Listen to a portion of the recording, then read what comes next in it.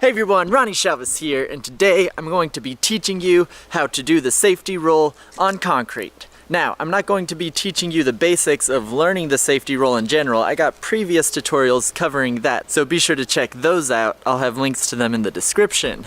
But no, today we're going to be learning the process of learning those rolls and applying them to concrete, because rolling on concrete feels much different on your back than rolling on grass or pads or other soft surfaces. Rolling on concrete can often be painful and uncomfortable to learn at first, so we're going to go over some ways that you can condition your body to roll on concrete, so when the situation requires it, you can confidently roll into the pavement without needing to worry about the physical pain. But before we jump into the roll, I wanted to thank Padmate Tech for sponsoring this video. They sent me some Pamu Slide mini earbud headphones for listening to music while training and exercising. I've actually been testing them out for the past week, and they're honestly great for all the things I do when it comes to training, conditioning, bodyweight exercises, and parkour. I would say they don't stay in my ears great when doing flips, so I would avoid doing flips with them in your ears, but for everything else, just doing vaults or jumps or running, push-ups, handstands, all the things, they work great for it. I'll have a link in the description below where you can check them out for yourself. But otherwise, let's jump back into the tutorial. So, rolling on concrete and hard surfaces. What's the number one issue with them? Once you've already mastered the roll and are doing proper technique on grass, even doing it there and feeling really good, you can then come to concrete and suddenly feel bones hitting the ground as you're rolling. And it can be very painful, especially if you're a skinnier person or just have a bony back like I do.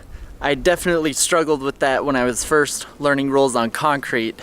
Even when I knew I needed to roll to disperse that impact from a big drop, I'd sometimes hit that little bone just sticking out of my back near my tailbone that would bruise, and I hit it almost every time. And it took a long time of practicing and conditioning, finding just the right spot to roll to get to where I didn't roll over that bone as often. Let's look at the anatomy of the back. The main points you want to avoid when rolling on concrete are, one, the spine. You don't want to be rolling directly over the spine, which is why we roll at an angle, so we're only temporarily going over our spine.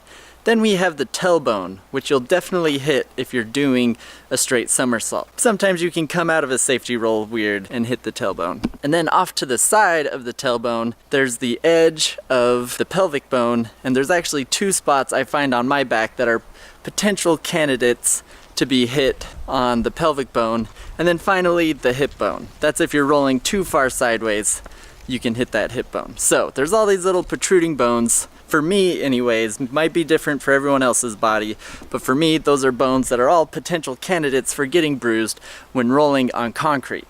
So the easiest way to figure out which bones you're hitting is to do the roll on concrete, do it slow so that you aren't gonna hit them hard, and you'll definitely feel where it's uncomfortable.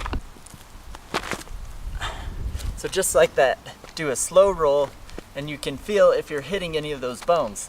If you didn't feel any pain doing a slow roll on concrete, then you're pretty good doing your roll on concrete. From here, you can just start practicing it, going a little bit faster and faster until you start feeling that pain. And then you're going to make those slight adjustments to try and correct where that pain is. So for me, my pain where I roll and feel the most pain if I do the roll wrong is right here on this bone next to my tailbone. It sticks out right there. It's kind of the edge of the sacrum or pelvic bone. That's the one that always takes the impact if I roll wrong. So I always want to try and make sure I get to the side enough on my back so that I'm missing that bone, but not too far sideways so I'm not clipping my pelvic bone or my hip bones on the side of my body. Now in between those bones, there's this strip of muscle that runs up my back and connects to my glute muscle.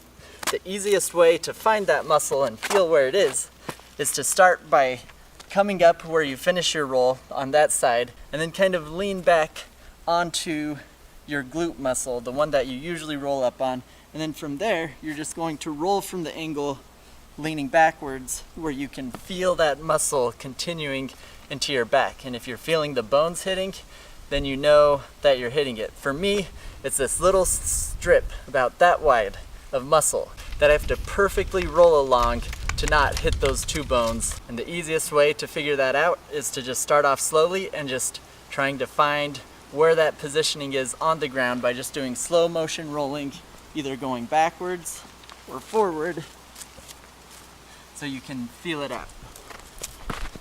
So the biggest thing you can take away from this tutorial is learning how to experiment slowly and carefully so that you're not actually bruising and wrecking your back as you're learning this move on concrete, but that you're being able to feel and evaluate your body as the movement is happening, and then practice making those minor adjustments to maybe twist a little bit more out of the roll, or to come up a little bit straighter if you're coming up too much to the side. I'll demonstrate some bad example rolls in the grass. So here's a tailbone hit roll.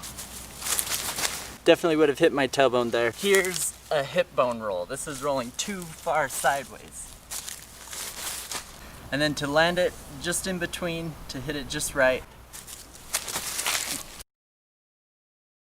Now, besides hitting those protruding bones, it will still be uncomfortable rolling on concrete. It's a hard surface, and your back isn't really designed for hard, flat surfaces with momentum. But we get around that by conditioning, practicing, and your back will actually get tougher the more you do this. It just won't hurt as much as you get more conditioned to doing it. If you're feeling really sharp pains like bruising, that's what you want to avoid, because that's just going to get more tender and sensitive the more often you're hitting those bones and bruising those bones. But if it's just general discomfort, then it's okay, because that's just a part of the game.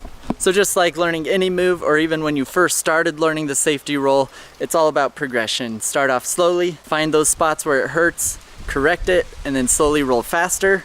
If it hurts again, correct it, and then start doing jumps with your rolls, start doing more impact, and then eventually you'll feel confident and have the muscle memory to roll out of any situation, whether it's on grass or a hard surface like concrete or asphalt. So let me know in the comments if you found this tutorial helpful.